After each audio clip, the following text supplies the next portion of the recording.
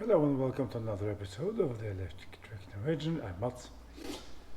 This is my Porsche Boxster, 1996 generation and 1997 model. It's a 2.5 liter. I've had it here before, but it's been a while, and let's make it an update on it. So yeah, relatively new brakes. Yeah, now the car is dirty. This headlight here. It's no good. I need a way to figure out how to get it connected in the inside there, because yeah, it's a windy day, by the way. I'm sorry about that. It still looks good.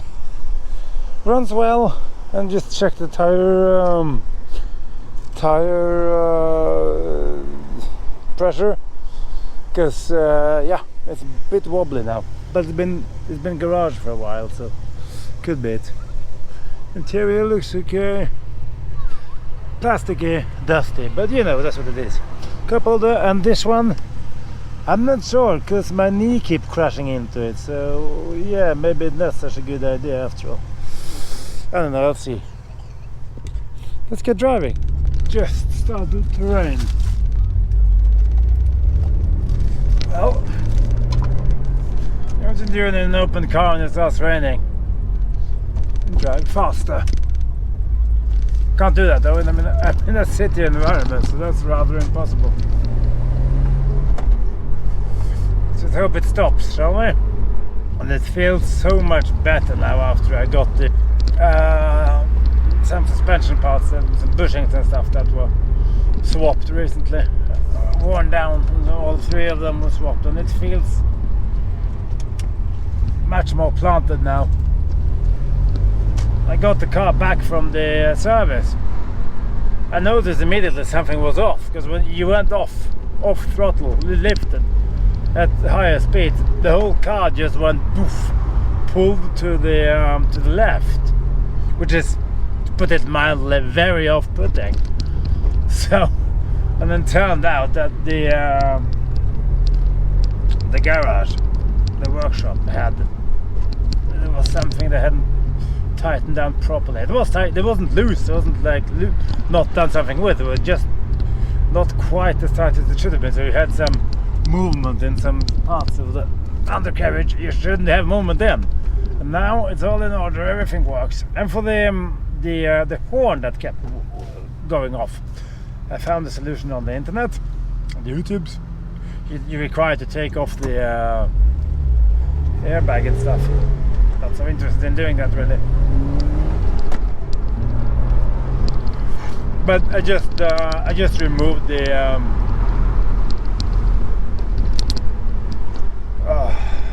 what do you call it? And now it's quiet. Of course, I don't have a horn anymore, but that's okay. I don't really. Yeah, it's fine. It's fine. It's a wonderful day today, apart from the slight rain. It's around 24-25 degrees outside, a bit windy, but it's nice.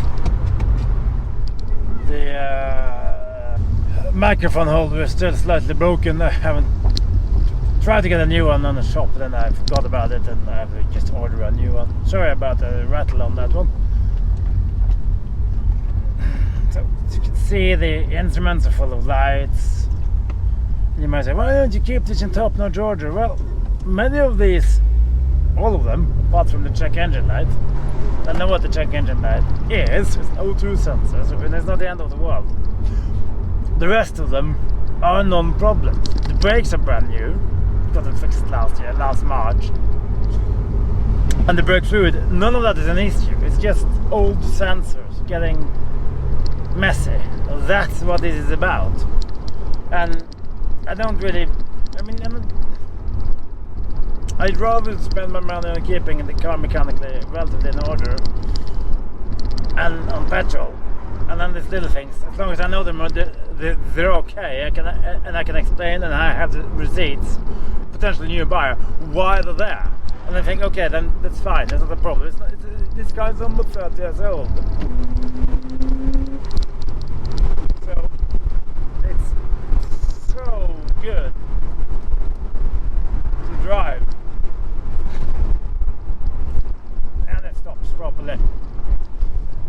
no idea how the sound quality is going to be with the wind, but we'll figure it out, I guess. I have to reshoot it. I've been noticing a trend on some car YouTubers and journals and stuff. There is this interesting split going on between either you want the brand, like for instance the Hyundai Ioniq 5N and the Tesla Model New Performance. They're absolutely astonishing cars. They're proper drivers' cars. Apart from the fact that they're quick, they're really, really good fun to drive, and they're properly tactile and give you feedback. And I love those cars. But the other part is, if you want an experience of driving a car, you want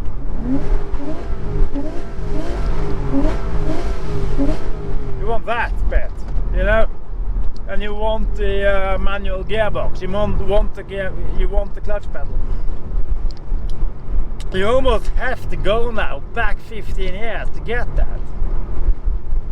Otherwise you have turbocharged DSG boxes, and it's amazing what you can do now with a modern turbocharged car, but it's not the same experience.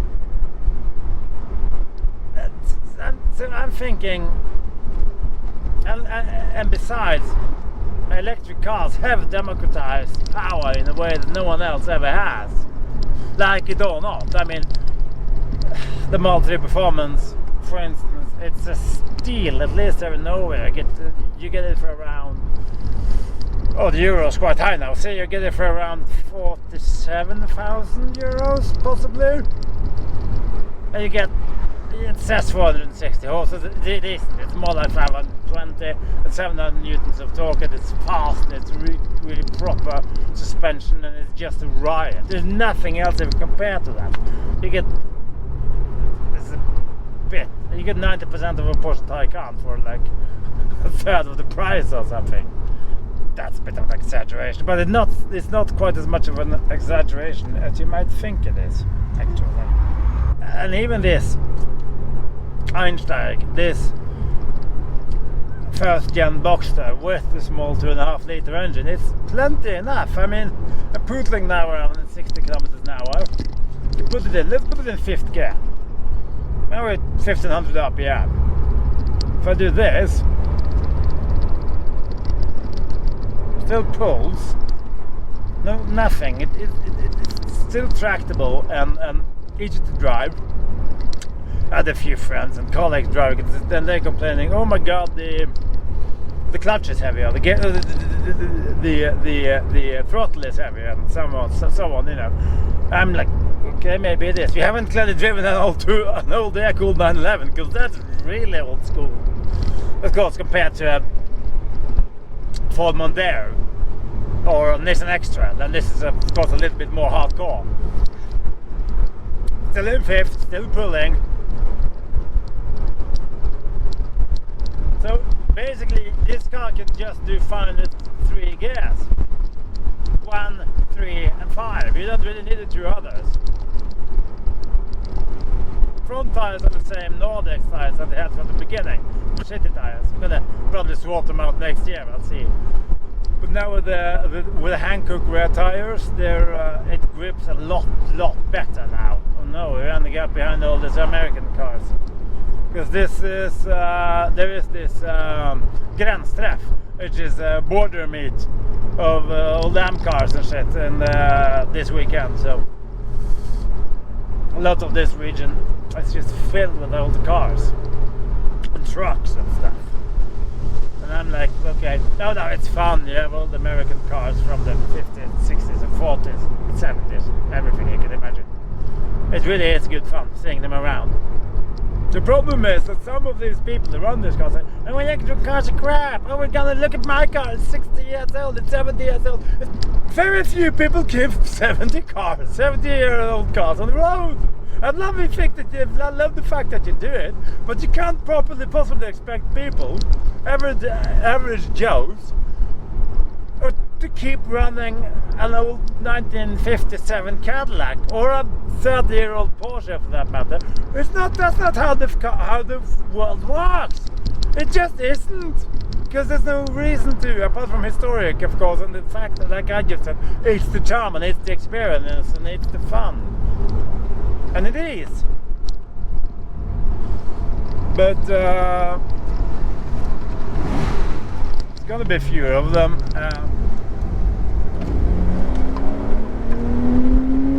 We don't really need 1,000 horsepower EVs. At all, really. Well, the Porsche Boxster should be really good fun. The electric one. I mean, imagine my dream car would be, let's all keep some of the old historic cars on the road, but of course, for historic reasons. Give the electric Porsche Boxster a 60-70 kilowatt hour battery pack, rear motor, 350, 400 horses maybe. You don't need more than that. And then give the driver some options on how to distribute the power and how to not distribute it, but how to use it, and how much electronic interference you want. And you can have an absolute riot, because you have a perfect 50-50 weight distribution. It's like the Porsche Boxster, like this, has the mid-engine and stuff. And you have an open-top car like this, a true roadster concept, you know, with proper sportiness and the balance and the steering. It can be an absolute riot. Really good fun. That it doesn't need 600 horses and four-wheel drive. It can have, I'm sure it will have, in some spec. Because the more you drive this incredibly fast cars, the more you realize that you don't really need all that stuff. You need just enough. So is this car being driven a lot? No, it's not actually. It's just past 170,000 kilometers. I use it every now and then. This year it's been a bit in other workshops, and it's not been that much on the road actually. I think this is the third time it's out this year. But I enjoy driving it. I enjoy the experience. I enjoy the sounds. There's a lot of things that should have been fixed on it. Most of them are tiny little niggles and nothing very serious. And the sun is trying to break through the cover. That's good. I'm not going to keep it forever. It is going to be the last internal combustion engine I own. But I'm glad I really don't regret buying it. Oh, look behind me, everybody. Here we have that's an AMG. Hello, darling. Alright, let's go. Can't match that, can we? No, we can't, but we can give it a shot. That's quite something else indeed.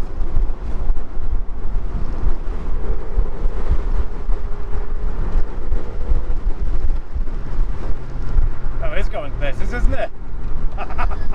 Well, we'll let them fly. The smell of cows, I guess.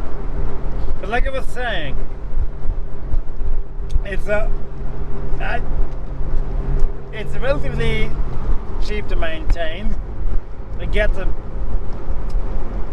lot of third-party parts and stuff, suspension and brake parts, and it doesn't cost a fortune to run this thing. Interior is plastic crap, but it holds up okay. And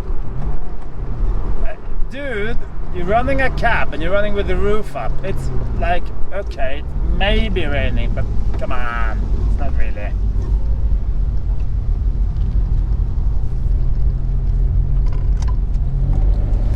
Rocket ship. Say whatever you want about American cars, but designs from the 50s and 60s is fantastic. It really is. So yeah. And then the RMS and the whatever you call it, the engine eating itself syndrome. Yeah, okay. Look, the car is almost 30 years old. If it had been affected, it would have happened by now.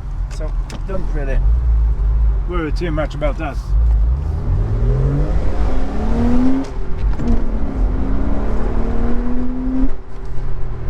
happened. And if it happens, well, okay, then I just sell the car without an engine. It's a loss, but I have no debt on this car, so it doesn't really matter to me. But I don't think it's gonna happen, and I'm not overly worried about it either. Don't let that stop you from trying one of these, or a 996 for that matter, or an S. I mean, the S that's a big 3.2 liter. That's a proper, even better sounding, full-on experience than this one. But even this with its 204 horses and whatever it has, 260 Newton or whatever it is enough, because it's a relatively light car. It only weighs around 1280 kilos or thereabouts. And like I say, if you want a fast car, buy a used Tesla Model 3 Performance or something. But if you want an experience,